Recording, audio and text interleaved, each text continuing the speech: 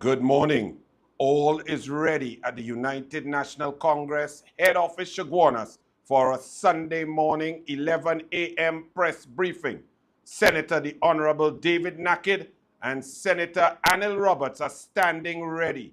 We go live in 5 minutes. Please share critical information from the United National Congress.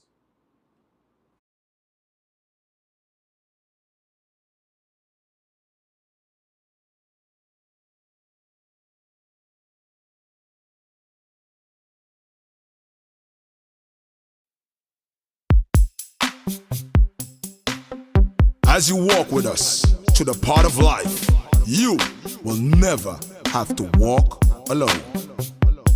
Come on!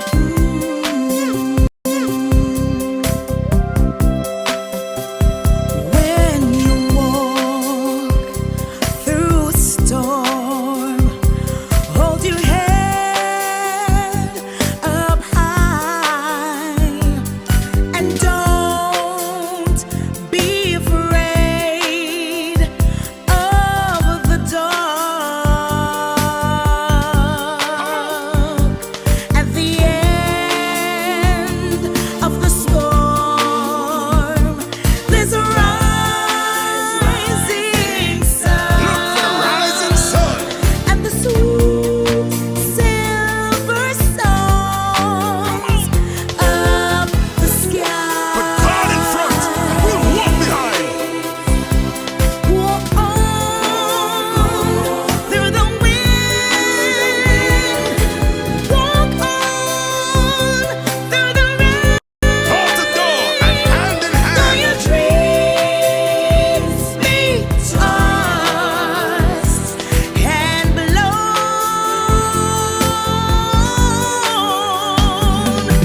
walk on, walk on with hope in your heart, and you'll never walk alone.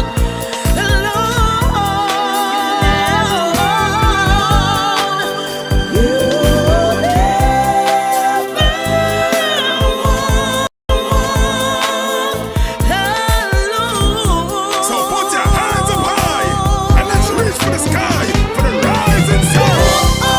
Come walk with us. We'll walk with you, and you'll never walk alone.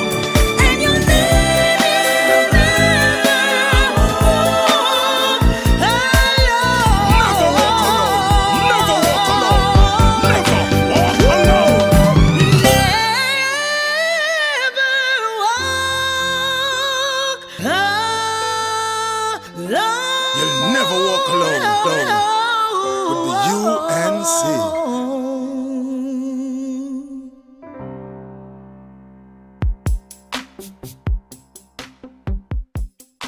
We stand united in the belief that if you empower community, the community empowers the country. We are the party that gave every child a secondary school education since 2001. By building more schools in 11 years than others did in 40. We believe that no child, Rich or poor, should be left behind. which is why we give every 4-month student a laptop to expand their minds and their dreams, We are the party that put police cars back on the streets. and gave the police a $1,000 bonus because we believe that we should support the persons who are protecting you.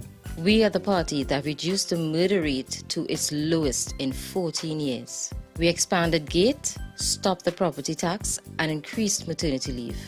We are the party that invested in you and your community by investing in schools, community centers, lighted parks, 24-hour health centers, and the most extensive road repair program in decades. We believe that education is always a solution and that no one should have to pick between sending their child to school or buying food. We are the party that works for you.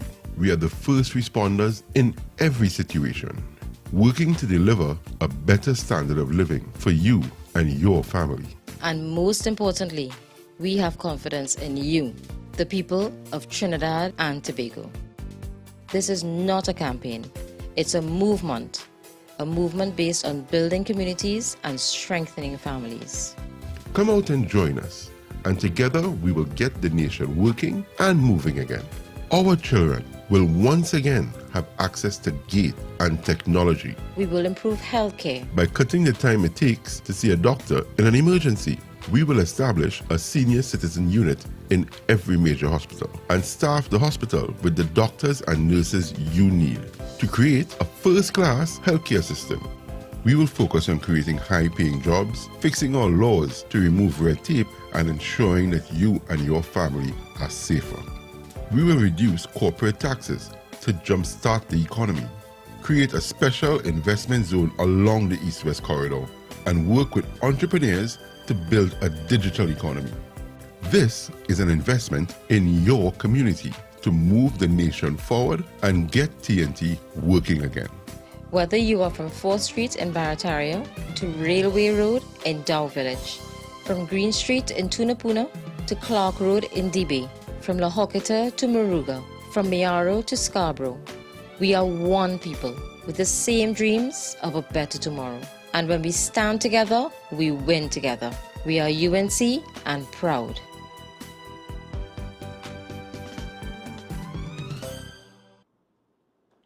Good morning and welcome to the United National Congress Sunday morning press briefing live from UNC headquarters in Chaguanas.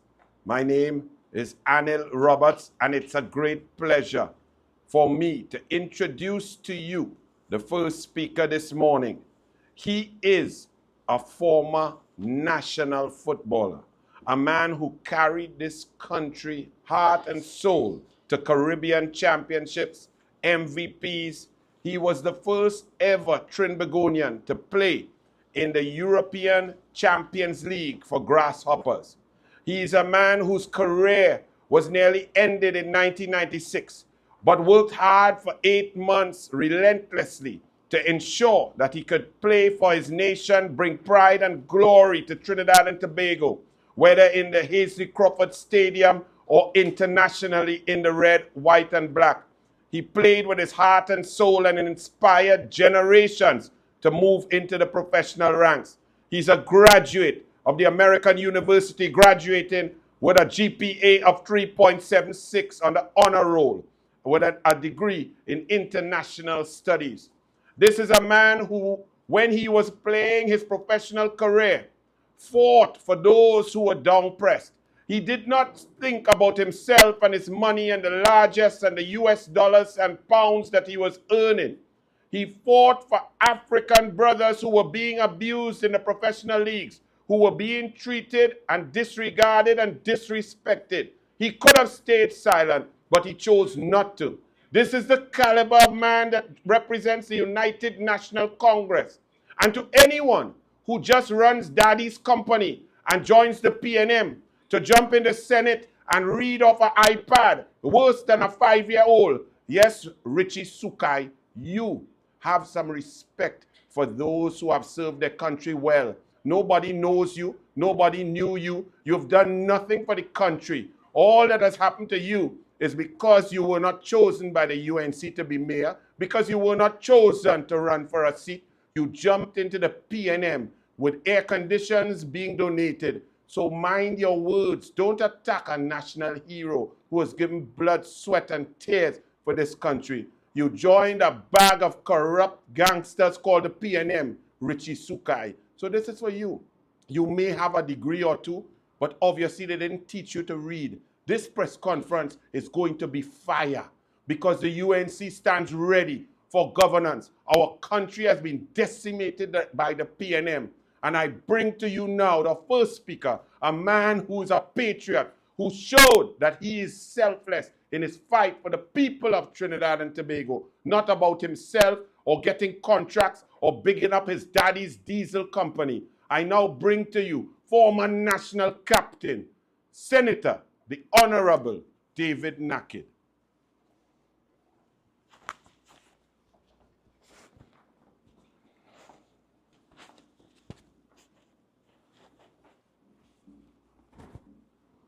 In the name of God, the most gracious, Be especially merciful. I would like to thank my brother and colleague, Senator Anil Roberts, for what I would say a wonderful introduction. He failed to mention, however, that injury I received in 1996, he was the one who brought me back and resuscitated my career for another 7 years. That's how close we are. I've known him for over 3 decades. And I'll mention him as we go on, because he's part of my presentation, and very much so. First of all, I would like to thank all the people of Trinidad and Tobago for welcoming us, the United National Congress, into your houses, into your homes, into your personal spaces. We are on a clear mission here. We are a no-nonsense political party that is firmly embedded in what we call the doctrines of fairness, natural justice, in seeking the best for the people of this country. And this brings us to where we are as a country. No doubt we all know that we're in a very bad place. I think we cannot be superfluous in terms of how we describe that. We are in a place where we, the citizenry of Trinidad and Tobago, we have even become or brought into the narrative of what the PNM, especially Keith Christopher Rowley, would like us to be part of, which is the normalization of what has become a murderous, chaotic country. And that's what we are. I mean, I'll give you an analogy. I remember in 2011, in Lebanon, I was in Lebanon, and as part of a global village that we have, stretching from Washington, D.C. to Trinidad and Tobago to Spain, 2 of my people, one of them a mentor for over 35 years, brought his grandson to Lebanon. So I decided I would take him and my son, and of course the mentor, Ian, I took them to see a Palestinian refugee camp. Now, a Palestinian refugee camp is what you would now imagine. You've seen it on our screens in Gaza. You've seen what those camps are. Well, this one was called Sabra Shatila, scene of a horrific massacre in the 80s by the Zionist apartheid regime called Israel, where over 5,000 Lebanese and Palestinians were killed. And I took them into that camp because I wanted my son and Ian's grandson to see the realities of life, even at the age of 11, 10, see how people were living, what conditions they were in. Immediately upon reaching the boundaries of the camp, immediately, the 2 of them put their hands to their nose, to their faces, to cover the smell, the absolute stench that emanated from these camps. And I had to remonstrate them. And Ian was telling me about this quite recently, how I had to remonstrate them and let them know that what they are putting their hands to their noses and to their faces is the everyday reality of what goes on in those Palestinian camps. And I bring that analogy to you is because precisely that is what the PNM would like us to do. They would like us to block out the stench that emanates from the corrupt PNM policies that we have been facing for the last 9 years. And we cannot. We must be aware that PNM's normality, what they would like us to see as normal, in terms of how we treat with murders and the murders that we are witnessing, we have to rise above that stench that they would like us to consider as normal. Because we see the utterances coming from people like Fitzgerald Hines, when he likes to make different analogies or compare us to countries like St. Lucia and Grenada and Barbados and talk about their rise in crime.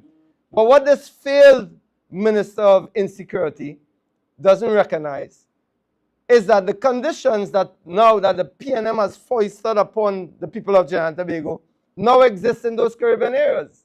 So it's not because of some worldwide phenomenon that crime has erupted across the Caribbean. I was invited just 2 weeks ago to Barbados on a political platform to speak about that escalating crime throughout the Caribbean. And I had a chance to go into those impoverished, downtrodden, ghettoized communities in Barbados, just like we have here, just like those communities that I traverse here in Trinidad and Tobago. And the conditions are exactly the same. There's a lack of opportunity, a lack of social and economic programs, a lack of sustainable jobs, rising unemployment, cutting social programs, cutting sports programs, cutting education programs. Those same policies and programs that happen across the Caribbean is what has happened here in Trinidad and Tobago under the PNM throughout their tenure. And that is something that we have to rise above the stench, as I mentioned earlier, that the PNM would like us to block out and make normal. It's exactly those conditions that the PNM have placed us in. I mean, how many times you've seen me come up here on these press conferences, and I have the papers in front of me, and I hold up the papers, and every time I hold up the papers, we see a new death. Whether it's in the Express, whether it's in the Guardian, or Newsday. Every single week we come up here and we bring the reality of what is going on in Trinidad and Tobago to you. Because I'll tell you why we have to do that. Because now, unless it happens on our doorstep, unless it comes home to us, it seems that we have made this in Trinidad and Tobago a new normal. And this is exactly what this corrupt, intellectually bankrupt Keith Christopher Rowley and the PNM would like us to do. They would like us to see all of this as normal. And I am here to tell you, we of the UNC, we are here to tell you, under our political leader, Kamla Persad-Bissessar, that this is not normal at all. When you have 15 murders, 15 homicides, remember these people are not dying natural deaths. These are not accidents that are happening for us to mourn. I mean, we look at that young 19-year-old University of the West Indies student who was killed, Miss Shady. And we have to wonder, you know, where we've reached a place where a university student who are about to reach, going to her prime of her years, studying to make her life better, using the means that the PNM has cut, educational means, to lift herself out of her circumstances, gone down, 19 years old. Now, we cannot be embroiled in the narrative that the PNM would like us to become embroiled in what she was doing there. That's not a problem. We in Trinidad and Tobago have to become a society where we have a certain degree of freedom. And when we talk about freedom, we're not a freedom to go and dance in the street and go and gamble and go and drink rum. That's not freedom. Freedom is your desire to go anywhere in Trinidad and Tobago and feel a sense of safety that you could take your family to the beach. You could take them to a football or cricket match. You could take them to a playground and feel a certain sense of safety that you will return home with your family intact. That is no longer the case. We look at Carissa Ramnathan. We look at this poor Dr. Maraj, who was abducted from Price Plaza. We have all these examples happening. I mean, we literally could come Trinidad and Tobago every single day and hold a press conference relating to crime. And we have as a citizenry not to make this the new normal. And that normality of murder, mayhem, and chaos is what PNM, especially under Christopher Rowley, would like us to accept.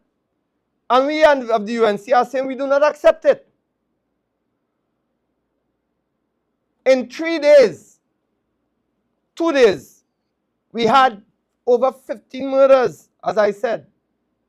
And I will call their names, Mr. Hassani Bonas and Jaheen Charlo of Belmont, Jean-Marc Fonrose and Kerwin McDonald of Port of Spain, Nigel George, Dwayne Richardson, up in the Northeast, and Randy and Arima, Latoya Voisin as well, Brownie in Piccadilly, Shaquem Charles in Pinal, that TT share driver, Carissa Ramatan, who I just mentioned.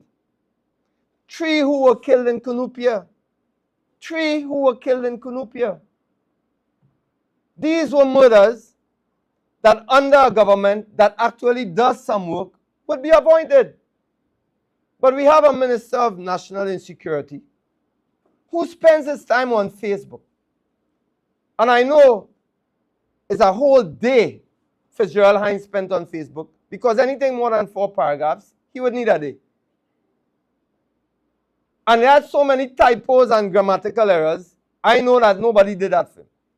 And he spends that trying to bring the UNC in the conversation around crime. Well, let me tell you something what we have done. We have supported the government on legislation. They said they didn't like the bail amendment, we supported them. Whistleblower, they passed it. All of that. But let me tell you something. We do that with a heavy heart. We do that knowing that you cannot legislate your way out of the murder and mayhem that we are witnessing. You cannot legislate that your way out of that. You have to actually do work. You have to actually have policies, social and economic programs to do that. Because I'll tell you what, and this is where we come to what the UNC intends to do. There's an ecosystem that surrounds crime. Crime, in and of itself, does not move in silos. There's an ecosystem. And this government doesn't want you to realize that. And we hear idiots come in and try to tell you, one-trick ponies, that crime is a result of gangs. Everything, gangs. And they want to control turf. But Christmases come and disprove that. Christmases come and show you some of these communities are just boys in communities who have not been given a chance that other communities have been given. And that is where we of the UNC, that is why we look at crime from 2 ends of the spectrum. We look at crime from the inception. Are we giving our children of Trinidad and Tobago the opportunity to pursue a life outside of crime? And the answer under Keith Christopher Rowley and the PNM is no. Education, the pathway out of poverty. And we hear a one-trick pony who always talk, poverty has nothing to do with crime. I hear that. Imagine that. Where all United Nations indicators show you that poverty leads to crime. Because if your belly empty, you're looking to fill it. That's a primal need that we have. We all have that. And they will come and tell you who belly full. As a matter of fact, who belly overflowing. Will come and tell you that poverty has nothing to do with crime. So their intention, the PNM, who by the way, under Rowley and Young, was still calling African communities cockroaches. Not only certain people, them was doing it too. They're telling you that poverty has nothing to do with crime. And all agencies of state, all international organizations will tell you no, the exact opposite. So we deal with poverty. And that's what we intended to do. And I am telling the nation today, I have discovered that exact same live sport that the PNM like to bring up, but only in Parliament underprivileged, they like to bring up and talk about. The PNM right now is running the exact same live sport in communities. And I can tell you this because I've researched it. And there are players, former players who played with me, involved in that program. So while they come in and give a narrative, that narrative that they like to present to the public, live sport and live sport and live sport, and the public has bought that to the extent that they believe that what the PM says, they have implemented because they realize the fundamental value there is in placing capital in the hands of people within those communities that are impoverished. There's no way out of poverty that leads to crime other than putting capital in the hands of people in those communities. Of course, it has to be monitored, it has to be guided, it has to be trained, there have to be programs adjunct, there have to be auxiliary programs that help. But you have to place capital in their hands. Otherwise, how do you explain, people of Trinidad and Tobago, that the PNM has no problem placing capital major capital in the hands of their financiers, their contractors.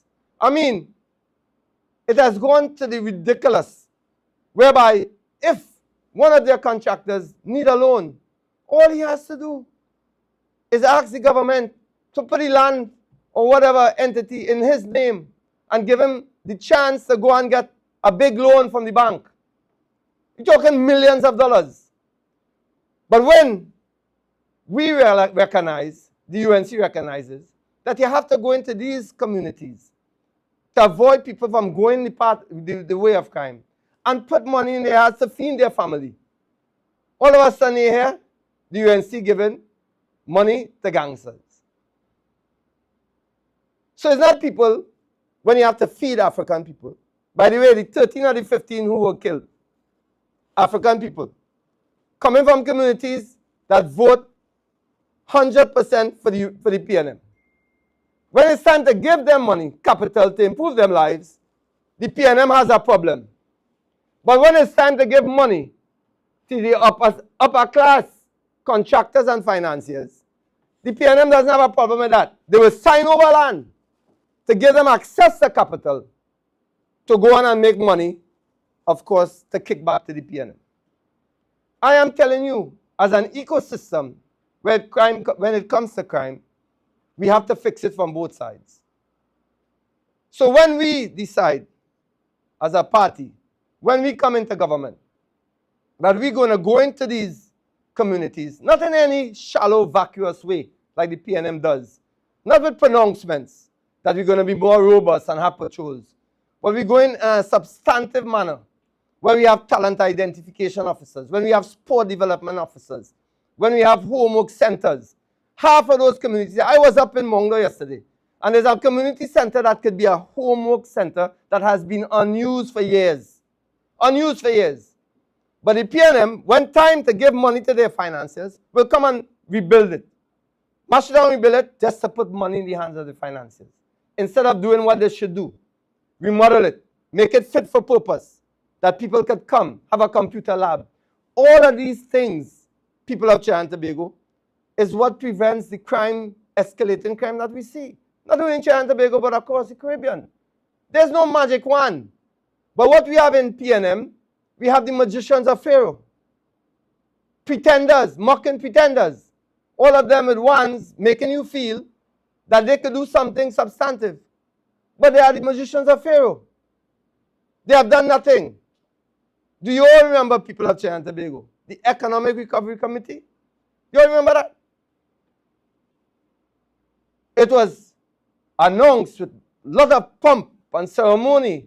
Even my big partner, Jamal Shabazz, who called me to ask me if he should be part of it. I tell him, yeah, whatever you can do for your country, go and do. But knowing the disappointment that he felt after what happened. And I'll tell you what, that nobody knows. Do you know that after that committee completed its report, do you know that Fitzgerald Hines announced to that committee, and I would like them, I'm challenging them to come out and admit the truth, because I know the truth. He announced to that committee that none of their recommendations will be taken on board. So said, so done. There's not one job or one sustainable program or policy that Economic Recovery Committee produced. Not one. So here we have again, Keith Christopher Rowley, only to placate those communities that continue to vote for him. And voting for Rowley, as you all have realized, is signing a death warrant. When you vote for Keith Christopher Rowley, you might as well go and sign your death warrant one time. Because all you see in is death and destruction. All you see in is your community being ghettoized. And I'll come back to that at some later point. Because I've seen communities, when I was growing up, that was solidly middle class. They are now in the poor and working class communities of Trinidad and Tobago. They are being ghettoized. Because the PNM doesn't care about development. They care about destruction. They don't care about progress. They care about politicizing every single thing. So we have parts of St. Joseph that I'm very familiar with, that they have voter padded, placing a heavy burden on the infrastructure, social and economic, leading to what obviously comes when you overpopulate a place, to rise in crime. And that has happened right there on the main road, Eastern Main Road, with these so-called mahogany condominiums. None of them fit for purpose, poorly built and constructed, voter pattern by the PNM. So this PNM, in the ecosystem of crime, as I like to call it, they're only concerned about one thing: the optics of doing something about crime. And it pains me, it pains us in the UNC to have to come here every other week and say to you what is basically the same. That this PNM does not have the idea or the ideas how to mitigate this crime surge.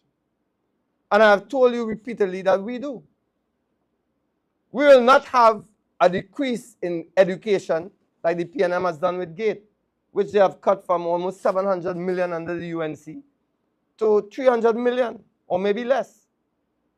What that does is send a signal to your population that you are not serious. It sends to your population who knows that this is their one way out of the ghetto, their one way out of an impoverished community. You have sent the message to them, well, all they could go to hell. All they literally could go to hell.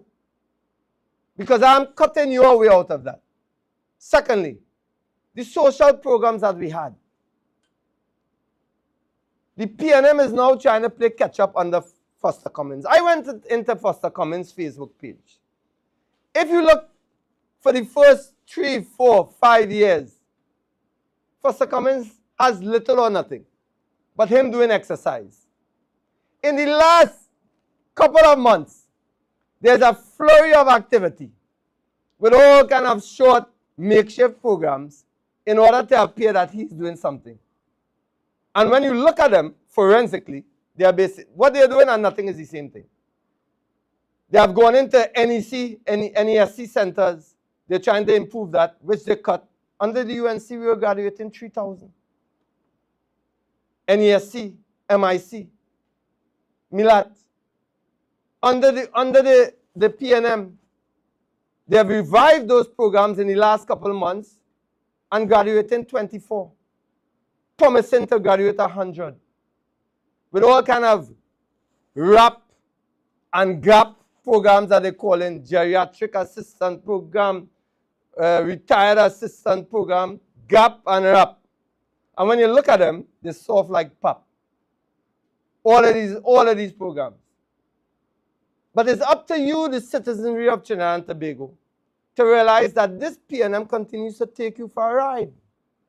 Because as far as Kid Rowley is concerned, once his community, these communities that they call PNM constituencies, once he can treat them or place them in that common foul syndrome, and we all know what that common foul syndrome is, where you leave those common fowl just to peck away, leave them on their own. When you need something from them, you feed them a little bit, show them a little corn. They will run to you. And when you get what you want from them, you leave them alone again. It's called the common fowl syndrome. And that is how Rowley views those communities of Lavantil, of Sealots, of Tinapuna, of Mongdo, of St. Joseph, of Digo Martin, Bagatelle, Saganka, Kokorit. That's how Rowley views these people. People, human beings, he views them as common fowl. He could place them in that syndrome. All he cares about is to get their vote, and then they could literally go to hell. As some of them has basically gone. I mean, we have people being killed and murdered in 4 and 5 and 6s and 7s to mirror what we call the gangs. But there's something I would like to bring attention to that we normally don't, we hear about it, but we don't look at it. In what we should have as a prospering community, what could be one of our bread baskets in Trinidad and Tobago? In Carlson Field, we have a thriving community, a community that aspires to what we want, to produce our own food. We've had immense crime in the last months. And it's brought out here. You are aware a Carlson Field farmer was robbed 14 times in the last few months. 14 times, people of Trinidad today.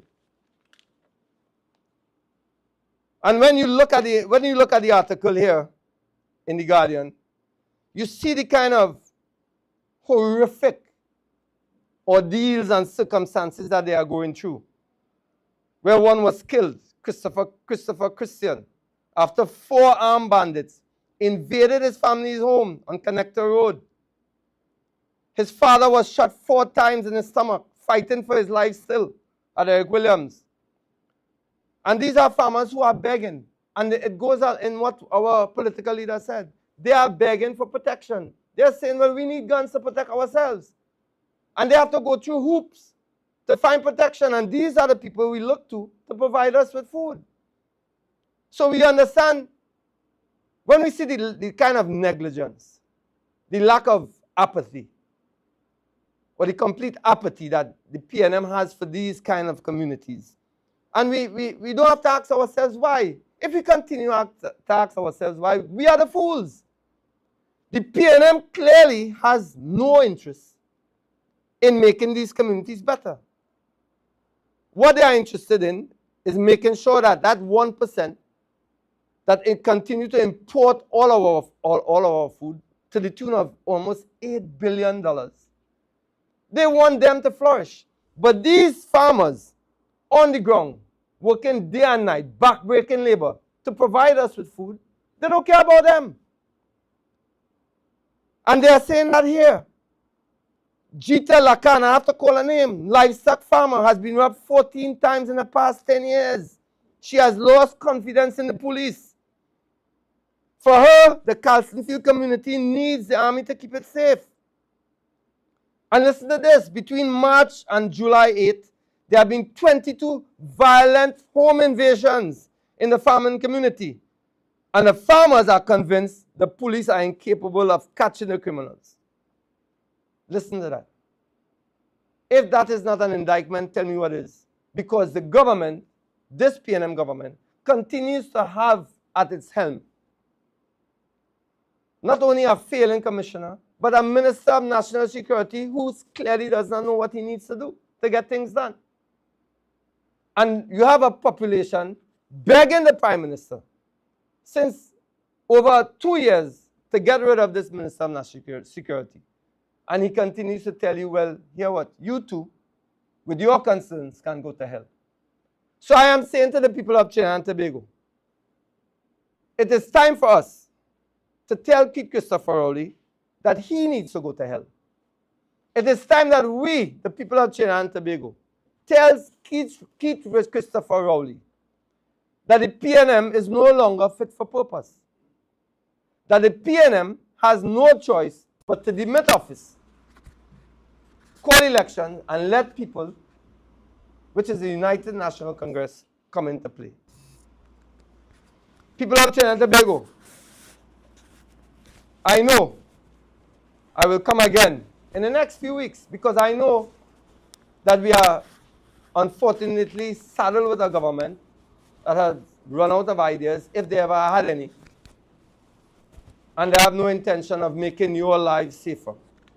We, the United National Congress, intend to put into play all the social, economic, and educational programs that could make your life better, and your communities better, and your families better. I look forward, by the grace of God, and we have to commend Ulla Christopher. She made reference to God. And we have to commend her on that. She made reference to God. Yes, indeed, Miss Christopher, there is an evil over the land, as you said. But that evil, I would have loved for you to complete the sentence. That evil is Keith Christopher Rowley. That evil is Keith Christopher Rowley. There's no doubt about it. You cannot escape from that fact. And I think the more we begin to realize and recognize that, we'll all be the better for it. I thank you once again, Trinidad and Tobago, for allowing me into your homes. As I introduce our speaker, Senator Anil Roberts, as I stated before, as you know, Olympic coach, a man who decided to spend his life in Trinidad and Tobago to help our athletes achieve their potential, which we did in 2004 with the great George Bobel, Olympic medalist. Anil Roberts is a man who continues to fight for the people in every utterance he makes. He has as many enemies as he has admirers. And I'll tell you all something with that. That only comes when you're doing something in your life. If you go through your life and you don't make enemies, you have done little. He continues to fight for the people of Trinidad and Tobago. He's fearless, relentless. And not only that, he's brilliant. He's a man of high intelligence, take it from me. And he knows exactly what we need to do to make your lives better in every aspect. I'd like to introduce to you, without further delay, Senator, my brother, Anil Roberts.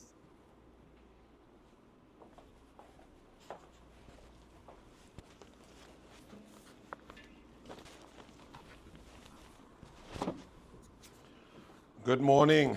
Thank you, my honorable colleague. And to our Olympic athletes, the team may be small, but you are full of brilliance and passion, and the citizens of Trinidad and Tobago are with you.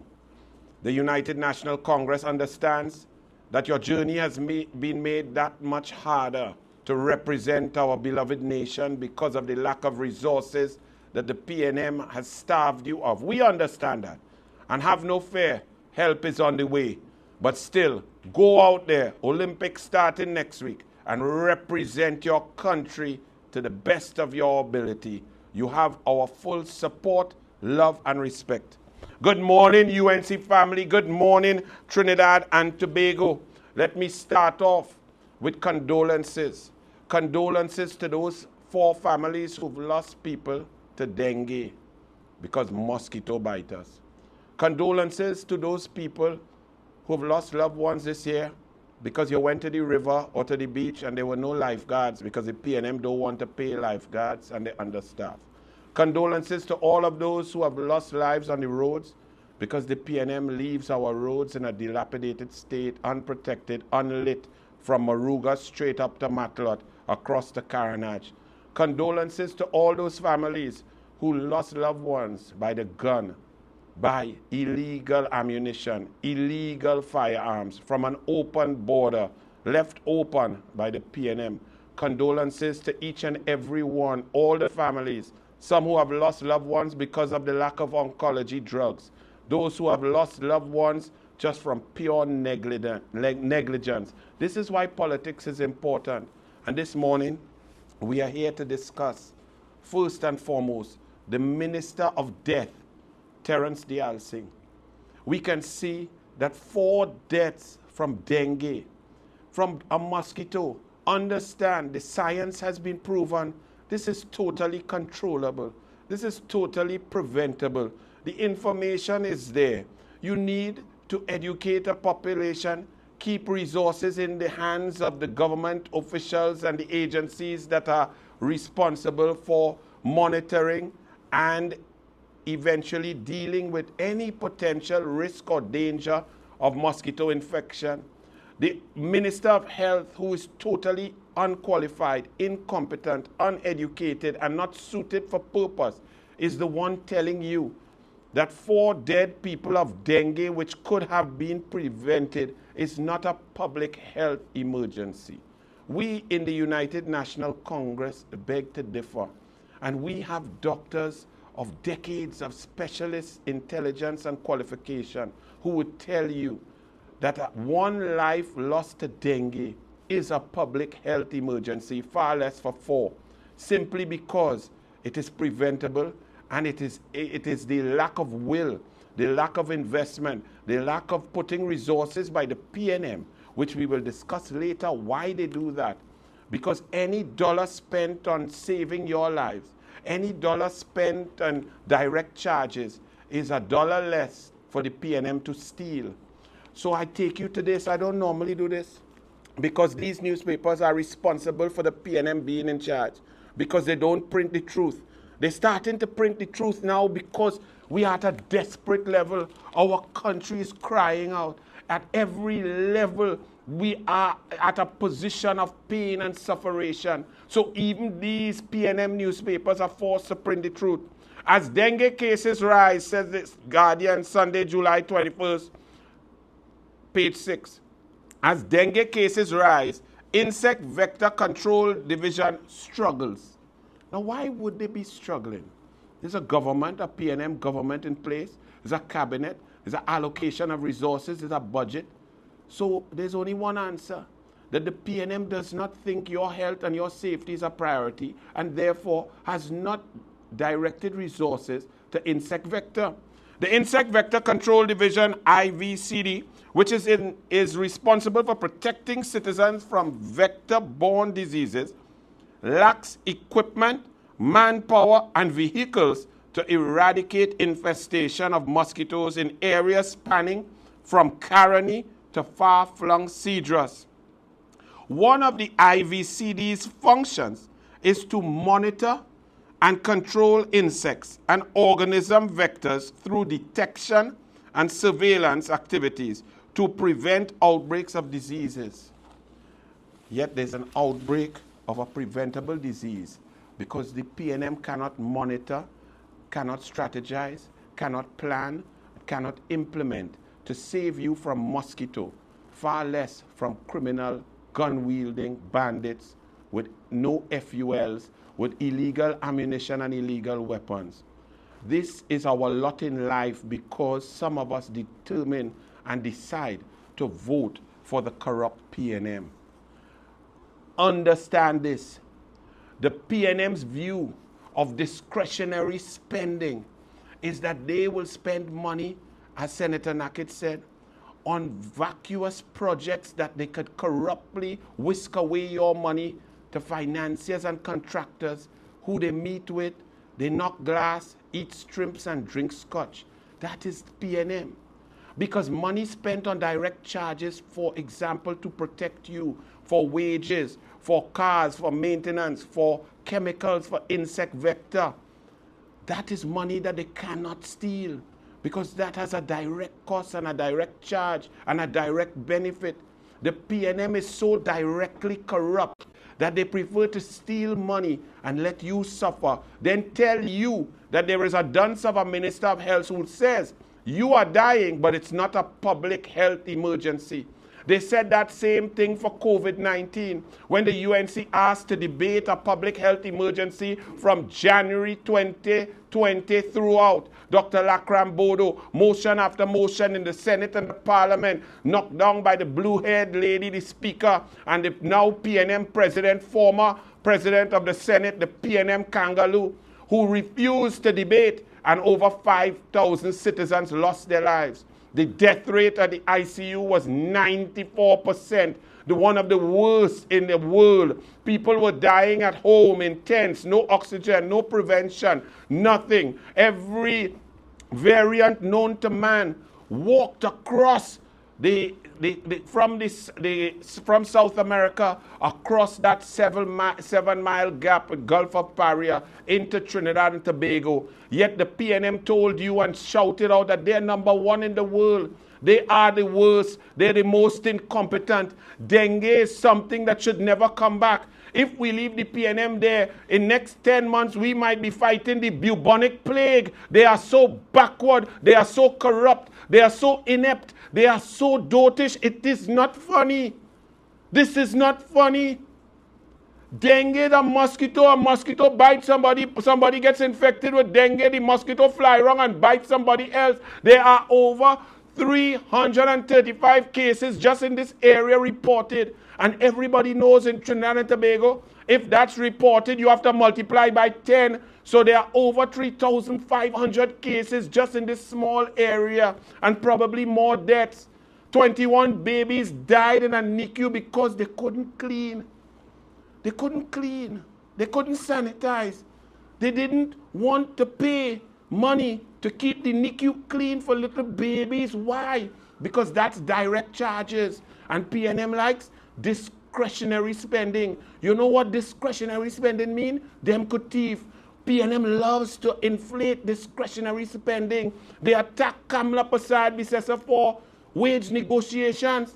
You heard Rowley say he had a bill to pay of $5 billion because Kamla Prasad Bisesa had done negotiations with labor unions, 143 negotiations. You know why that hurt Rowley? You know why that burned him? Because that money is direct charges. His cabinet cannot decide what to do with it or who to give it to, or which friend or which financier. That has to go to you because Kamla Prasad Bisesa believes your money is for you. PNM is anti-direct charges. They are pro-discretionary charges, discretionary spend, because them want to spend your money and corruptly whisk it away. You have to ask yourselves, facts are terrible things for the PNM, you know. In 5 years and 3 months, Kamla Prasad Bisesa spent $205 billion. There was gate of 726 million. 100,000 students got laptops. 106 schools built. Aquatic center, cycling velodrome, across the board national tennis center, 89 grounds redone. There were police stations and fire stations done to protect you. Wage bill increased. Goods and services provided. Roads were smooth and safer. Across the board, Trinidad and Tobago was developing, diversifying, creating revenue streams. Kamla Prasad Bisesa spent $205 billion in 5 years and 3 months. And your lives were better. The fuel subsidy was there. They tried to tell her to take it from you, and she said, no, that's for the people, by the people, of the people, and she left it there for you, the people. Keith Rowley, that miscreant, that Obia man from Lekoto who Tobago Hospital had spent in his first 5 years and 3 months $15 billion more than Kamla Prasad Bisesa. Yet you had no oncology drugs. You could not get Panadol in the hospital. You had no bed. Your roads were dilapidated, mashing up, and you're busting tire everywhere you go. Not a school built, not a sports stadium maintained, not a grounds cut. The total collapse took away your fuel subsidy from you, not a wage negotiation, not an expenditure on you, flooding throughout. And Keith Rowley spent more money. So why? Why is Keith Rowley's performance so poor, so terrible? Why is Keith Rowley such a failure to the people when he spent more than Kamla Prasad Bisesa in 5 years and 3 months? And in 9 years, Keith Rowley has spent over $500 trillion. All you try to write it down now. Try and write down what is a trillion. Yet nothing works in this country. People are suffering. No jobs. The energy sector decimated. Increased taxes. They come in to tax you more. Why is that? What is it about Keith Rowley and his PNM that is so bad that Kamla spent less but did more? There's one answer, and one answer only. Keith Rowley's PNM is corrupt. Keith Rowley's PNM is corrupt from the top to the bottom. Understand what I am telling you. Forget the media and the PNM media that gives you stories and gives you claims about corruption of others. But let Rowley do what he wants. If you understand what corporate governance is, let's start from the top. Procurement legislation. What is procurement legislation? Big word. That is to protect your money from thieves. Kamla Prasad Bisesa went in her 5 years, got special procurement legislation passed with special majority, putting lock and key on your money.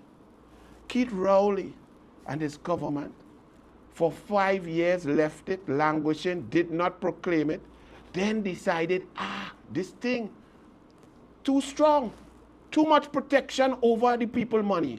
We need to unlock the money. Why? Why would you unlock money? Not for somebody to thief. They went into parliament and watered down the legislation, taking and getting support of an independent senator who I have to listen to now talk about let's fight corruption. We should have fought corruption with your one vote to stop the PNM from watering down procurement legislation. What did Rowley and them do? Kamala had protection over your assets, disposal of assets. The government could not dispose of assets without proper procurement. Lawyers and legal fees. Kamala said proper procurement. Office of the procurement regulator could monitor it so that money can't just be spent wildly. PNM take out that. Medical supplies, PNM take out that. And now what is taking place in front of your face? The most corrupt boldface act in history. Your refinery that was closed for only one reason and one reason only, that Keith Rowley closed it. Keith Rowley decided to close it. There was no advice. The board, Winfred Espinay, the PNM board, did not say shut down Petrotrin. He's on the oath, on record in the Labour Court, saying he never told Rowley and the cabinet to shut it down. The Lashley report, the McKinsey report, the Solomon report, $64 million of reports did not say shut down Petrotrin.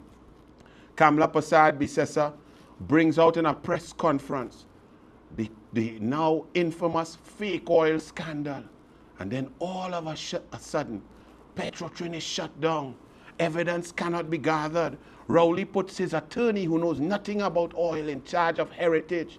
They even changed the security so police can't get statement from who was on the post, who signed the book, who signed the diary, where the candidate, former PNM candidate for Siparia, where Dioki Singh went, when he went, how long the pump turned on for, how much oil is possible. Investigation thwarted by a prime minister who said that bareback man who is on video across your social media cussing and carrying on every 1.5 seconds, that is Rowley's friend, that is Rowley's brethren, that is Rowley's compadre.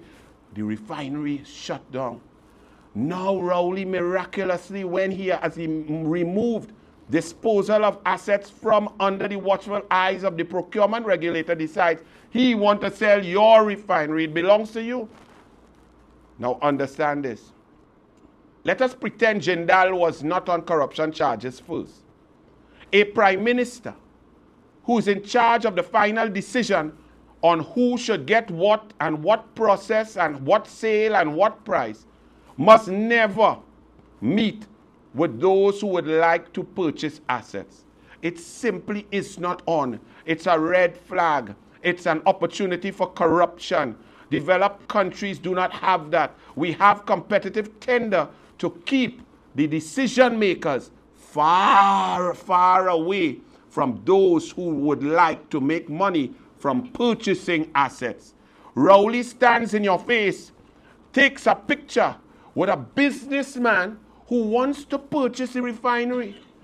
That in itself is wrong. That's a breach of financial rules. That's a breach of corporate governance. That is corrupt. You do not do that.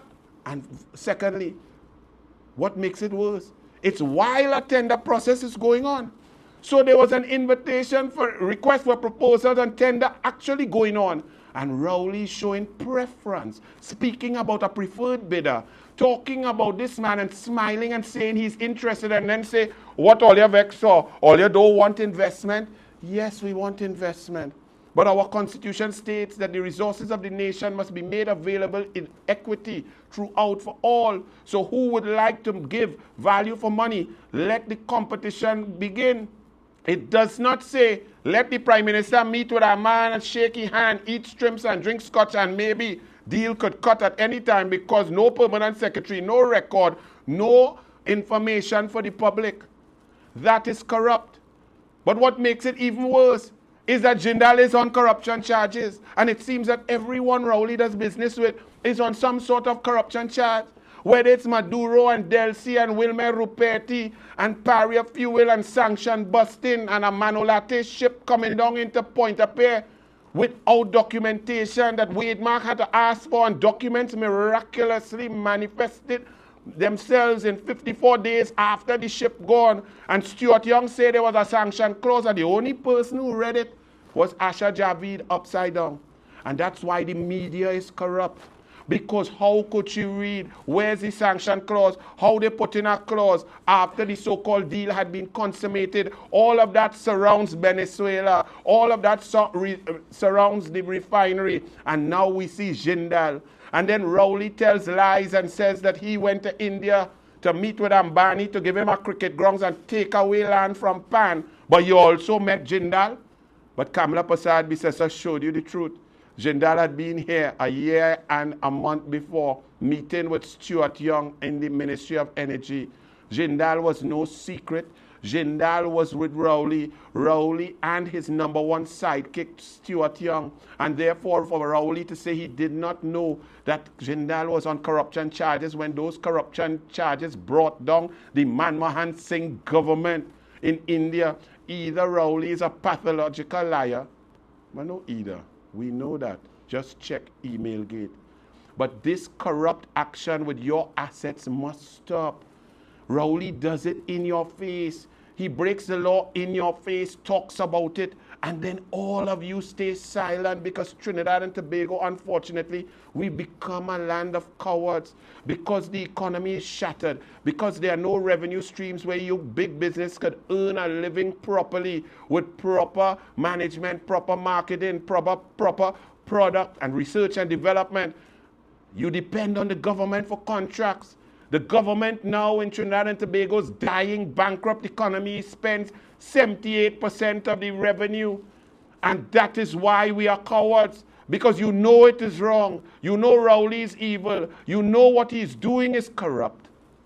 And you allow it to continue. Because you want to get your little morsel. And you say your prayers and you ask for forgiveness while you get your contract. But you can't get forgiveness because the results of allowing Rowley's corruption to exist, of Noel Garcia, one man who's known Rowley for 45 years, who was in the Las Alturas Commission of Inquiry with Rowley. He and Rowley have had a past that can only be described as checkered. He is now in charge of your money. Why is that? Under Kamala Prasad Bissessa, there was one human being for one chairmanship of one board. That is corporate governance. What is corporate governance? It's putting eyes, ears, brains, spirit, character, and ethics in the midst of a proposal or an attempt to spend taxpayers' money. Therefore, there'll be a greater opportunity for whistleblowers. Because if someone has a nefarious mind, the next person in line may be a person of good character, like the Auditor General, who is now under fierce attack from the PNM because she is honest, ethical, and doing her job. $3.4 billion unaccounted for in revenue, $1 billion of expenditure unaccounted for, and yet the media lets that float by. They move on to the next story. Corporate governance means that your money is protected. Rowley has shattered the Kamala Prasad Bissessa corporate governance, finance rules, tender procedures by putting one man, Noel Garcia, to build everything. Sports stadium, airport, health facility, hospital, fire station, police station, Prime Minister residence in Tobago, President's house, Red House, and any project in between, car park, and on top of that, every house to be constructed is one man and one man alone. I ask you all, is there more possibility for corruption, theft, and stealing if one human being is in charge of all the money than if there are thousands of eyes, ears, hearts, ethics, morals to check and balance the processes? So Keith Rowley is fast and out of place to ever suggest that anyone is corrupt. Keith Rowley is the bastion of corruption. All of his people who are in charge of your money live in an Inez Gate area that was constructed by a man who's now on criminal charges. The Speaker of the House, Bridget Anisette George, and her husband, Newman George, who is on 7 boards as chairman, Inez Gate Rowley neighbor. The Central Bank Governor, Alvin Hilaire, Inez Gate, Warner Construction, there. Ingrid Lashley on 9 boards. A woman who, when Kamala Persad-Bissessar wanted to get a 2% loan from Home Mortgage Bank and TTMA and so on for you to buy first-time houses, refused to implement. And Vasant Bharat didn't have the testicular fortitude or the strength to cause her to implement that 2%. As Kamala was cheated out of the office that she deserved, up comes Ingrid Lashley, the PNM savior, on 9 boards. She's in charge of your investments, and over $500 million you have lost. And they say, mea culpa, but you have lost your money. What you love about PNM so that you would pay your hard-earned money to have Rowley instead of Kamala. When Kamala is prime minister, a middle-class family of 4 with 2 children would get up to $80,000 to $95,000 of state benefits depending on the education gate, grants, they're differently able, the resources, the gas subsidy, and so on. It means that you, middle-class families, are paying $90,000 TT out of your pocket to keep Rowley as prime minister rather than Kamala. Does that make sense? Is there some form of obia working on the people of Trinidad and Tobago? Why is there blood all over? They come to bring a foreigner from Zimbabwe to take over Wassa, poor fella. He dead. What is that? Is that a Lekoto Jambi? But when you see that Warner Construction was now charged, the friend of Rowley, another friend, charged for illegally quarrying on land. Since December 2023 and May 2nd, 2024, charges, police, EMA, no license. And then Rowley gets a permanent secretary in the Ministry of Energy with his small pin, Stuart Young, to then, after charges have been laid, grant a license to the said Warner. Doesn't that strike you as strange? How is that possible? What is that saying? And is that fair and balanced and granting the same opportunities to you, the citizens? How many people were waiting for licenses to quarry? How many people were lined up? How long have they been lined up? Where did the state land come from? How did Warner get it? Is that the process that is used now? That is my friend, he gets what he wants. That's where Trinidad and Tobago reach, and Rowley had the audacity to say that people are corrupt. And to you, Madam Permanent Secretary, or whoever is the Permanent Secretary, God bless you, you know, because you are the one who should be doing your duty. You are the one who has the responsibility. It is your signature on that license that came after charge. So when the procurement regulator takes place, when the Integrity Commission comes knocking, it is you who will be in risk of charges, criminal charges, for benefiting under Section 27(1) of the Integrity in Public Life Act, giving benefit to any person or group. So, Permanent Secretary, you all go ahead. Take basket from the PNM. Let them tell you and instruct you, because you hope to get a High Commissioner job like Vishnu Dan Paul. Or you hope to be a Permanent Secretary like Alison Due Diligence Lewis, who made the People's Partnership government dot every I and cross every T. And then when the PNM stole the election in 2015, jump out from being a Permanent Secretary onto the PNM board as chairman of the port, and then facilitated Bridgman's corruption. Rowley called it crooked money, but Rowley is the one who approved the Charter Party agreement. Anywhere Rowley moves, he normalizes corruption. Rowley went to Australia with Stuart Smallpin Young, toured Hostel and Incat, and then purchased 2 ferries from the very same Hostel and Incat, telling them to give their bids to Stuart Young and his ministerial committee. They then pretended to go through a tender process. Stuart Young said on record of a press conference that when they saw that Incat's bid was 15 million US less than Hostel, that Hostel's bid was higher than Incat, they contacted somebody from the committee, contacted Hostel and told them to reduce their bid, and they handed out like dynamite 1-1. In any other developed country, Sharing privileged information on price and bidding in a competitive tender is called bid rigging and is illegal. Trinidad and Tobago, Rowley and his government did that in your face and you accept it. And we jump on the APT, James, and the Buku Reef and say, let's go on to the next corrupt scheme. Rowley is the most corrupt human being on God's green earth, and his government has proven so to be. Rowley went into the parliament to read out emails that he spent his first 11 minutes telling you that he knew it was wrong, he knew it was fake, and that he would have the opportunity so to do no matter how grievous it was, no matter what the damage was. That is Rowley. You have to ask yourself, if those emails contained information about murder of a journalist, bugging the DPP office and so on, why did Keith Christopher Rowley not go to the police? Why? He went by the president, George Maxwell Richards, he didn't take him on. He went by the head of the Integrity Commission up in Glencoe, eat scones and drink tea.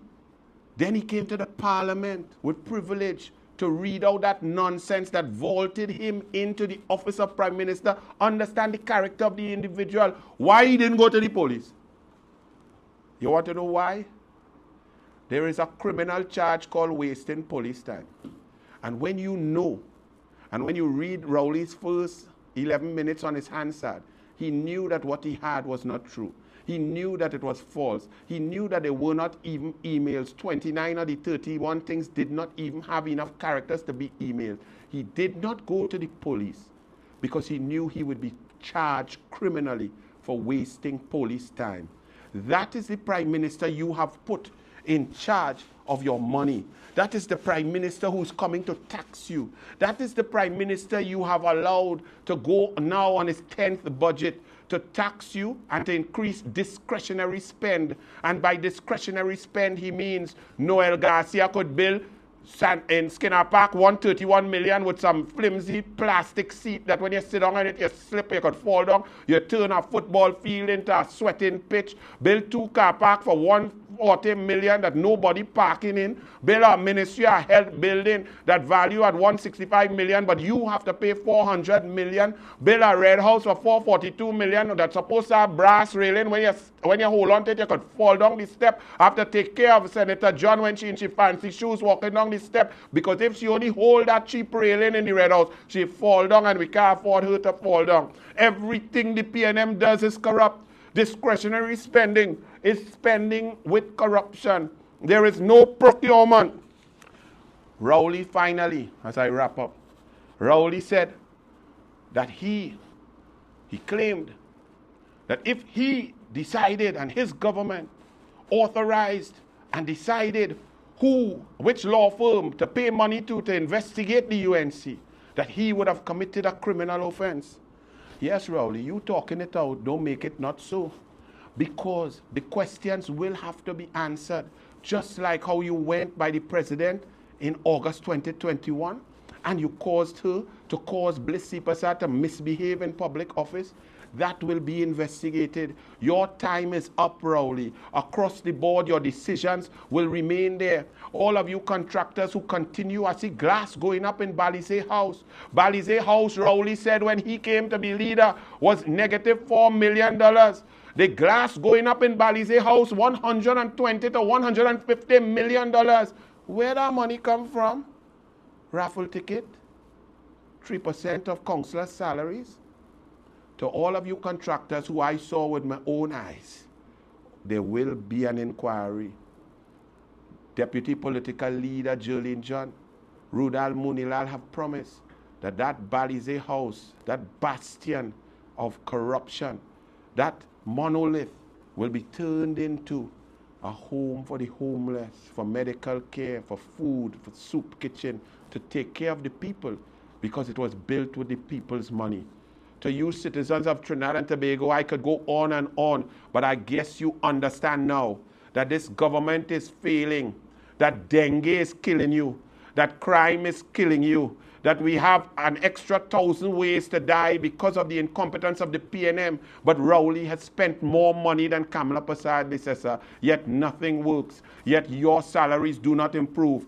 Every labor person, every teacher, every worker, every nurse, every policeman, every army man, every coast guard, every laborer should vote Kamala, because Kamala's spend is on you. Unlike Rowley's discretionary spend, which is for him, his cohorts, his financiers, his friends, and his interlocking directorships.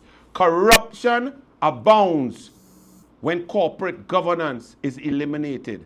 Kamala is corporate governance. Kamala is procurement. Rowley is friends, family, multiple boards for one individual, including the head of the Integrity Commission, who is now the 25-year neighbor of Bridget Anisette George and Newman George. Is that a fair appointment? Does that fill you with confidence? Rowley has questions to answer about his Integrity in Public Life Act form. His Form B, that he did not declare the Inez Gate property. He did not declare the $500,000 benefit that he got from a man now on criminal charges.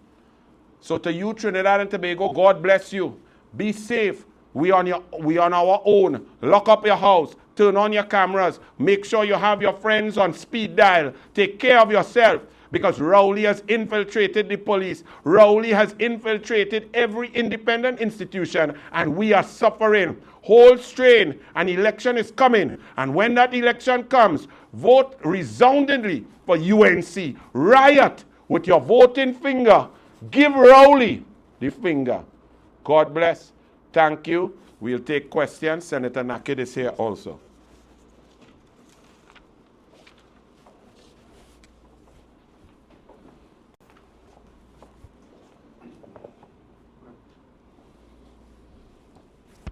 Okay, I have some questions for Senator Nakhid. You speak about what the UNC would do to eradicate crime. Can you give us more details on how the UNC's plans can stop the bloodshed that we are seeing on a weekly basis? Well, you have short-term, medium-term, and long-term measures in which you eradicate crime.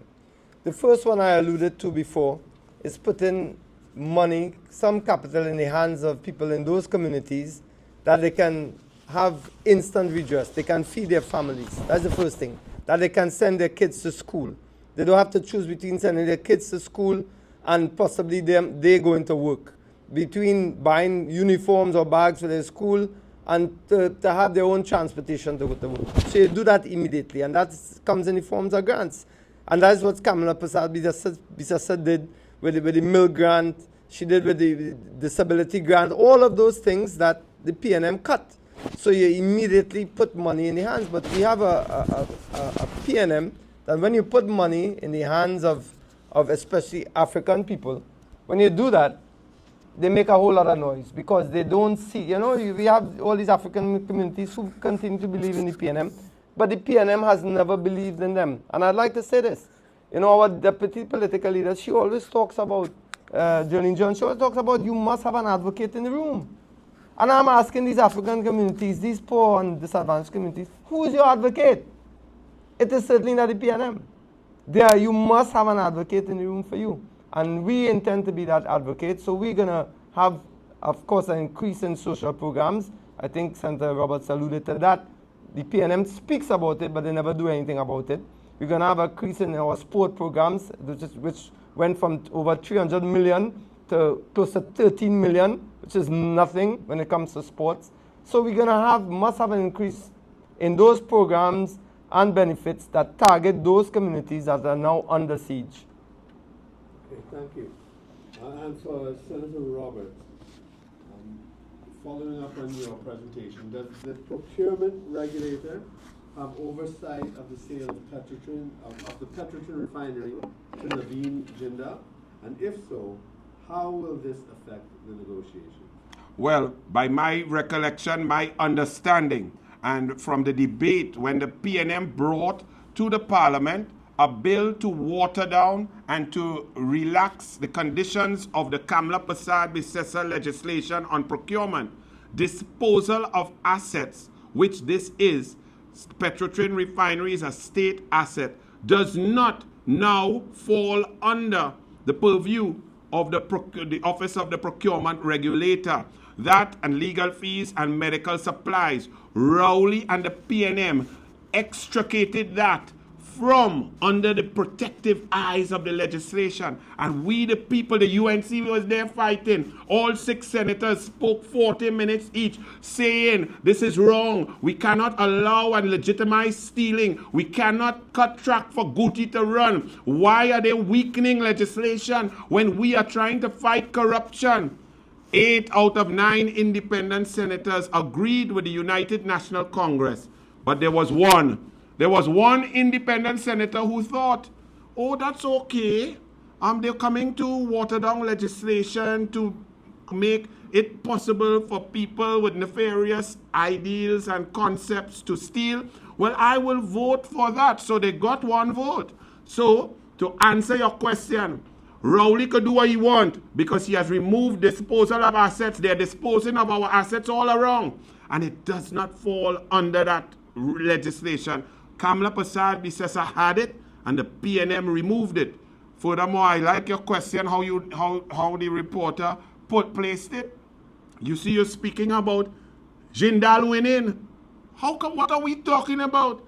There was a competitive tender advertised internationally for any interested companies or parties to bid on a sale of an asset belonging to the people. From our reports, we are hearing that there are 9 bidders. How come Rowley meet with 1? That should disqualify Jindal. The mere fact that he met with Rowley is corrupt. It is wrong. During a process, no tender process. Read a book, anybody. Don't take my word for it.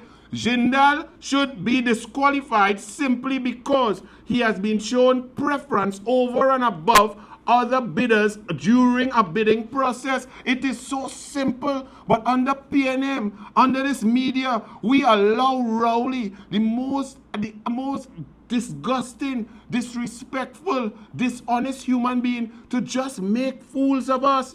You should not meet with anybody who is actively involved in a bid. Let the competition be free and fair and free from fair. So unfortunately, until election time, and I don't know, we have lawyers on our side, we will have to see what we can undo to get back money for this population. One must also remember that Rowley on our platform recently said, oh, corruption, the UNC, EMBD, it's before a civil case which was brought by Rowley, brought by the PNM. That's a civil case, and it will be dealt with in the courts. But since Rowley is saying that these civil matters now all of a sudden reach and are uplifted to the level of criminal charges, of which his friends and them, they're full of that criminal charge. But Rowley is now trying to elevate a civil matter to the criminal benchmark. Well, Rowley, Senator Roberts, I have a question for you. If that is such a high level and shows corruption, how come you took Malcolm Jones out of civil court? How come you took Ken Julian out of civil court for Bamboo Networks? Wasn't Malcolm Jones the lawyer Stuart Young? Rowley, listen, there are so many questions about this individual. We are better as a country than Rowley. Rowley's the worst of the worst. It's like you have a football team and you pick the slowest, fattest, no skill, uncoordinated man and put him in the center midfield. That's what we have done. We put Rowley, the most incompetent, dishonest, pathological, unsympathetic, unempathetic individual full of hatred and greed in charge of our country. And then we wonder why mosquito biting me and we dying. Okay, thank you. That's it. On behalf of Senator Nakhid and the UNC team here at headquarters, on behalf of our political leader, the Member of Parliament for Siparia, and the next Prime Minister of Trinidad and Tobago, we thank you all for paying attention. We give you this information, these facts for you to share, to discuss, to talk. We are all one country. We all bleed the same, and we are all suffering because of PNM incompetence. Unite, vote UNC whenever any election is called. God bless. Enjoy your Sunday. Be safe.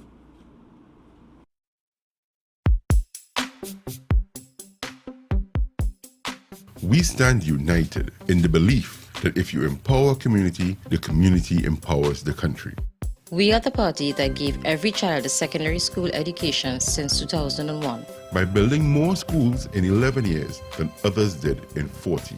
We believe that no child, Rich or poor, should be left behind. which is why we give every 4-month student a laptop to expand their minds and their dreams. We are the party that put police cars back on the streets. And gave the police a $1,000 bonus because we believe that we should support the persons who are protecting you. We are the party that reduced the murder rate to its lowest in 14 years. We expanded GATE, stopped the property tax, and increased maternity leave. We are the party that invested in you and your community by investing in schools, community centers, lighted parks, 24-hour health centers, and the most extensive road repair program in decades. We believe that education is always a solution and that no one should have to pick between sending their child to school or buying food. We are the party that works for you. We are the first responders in every situation, working to deliver a better standard of living for you and your family. And most importantly, we have confidence in you, the people of Trinidad and Tobago. This is not a campaign, it's a movement based on building communities and strengthening families. Come out and join us, and together we will get the nation working and moving again. Our children will once again have access to GATE and technology We will improve healthcare. by cutting the time it takes to see a doctor in an emergency. We will establish a senior citizen unit in every major hospital and staff the hospital with the doctors and nurses you need to create a first-class healthcare system. We will focus on creating high-paying jobs, fixing our laws to remove red tape, and ensuring that you and your family are safer. We will reduce corporate taxes to jumpstart the economy, create a special investment zone along the East-West corridor, and work with entrepreneurs to build a digital economy. This is an investment in your community to move the nation forward and get TNT working again. Whether you are from 4th Street in Barataria to Railway Road in Dow Village, from Green Street in Tunapuna to Clark Road in Dibay, from La Hoqueta to Moruga, from Mayaro to Scarborough, we are one people with the same dreams of a better tomorrow. And when we stand together, we win together. We are UNC and proud.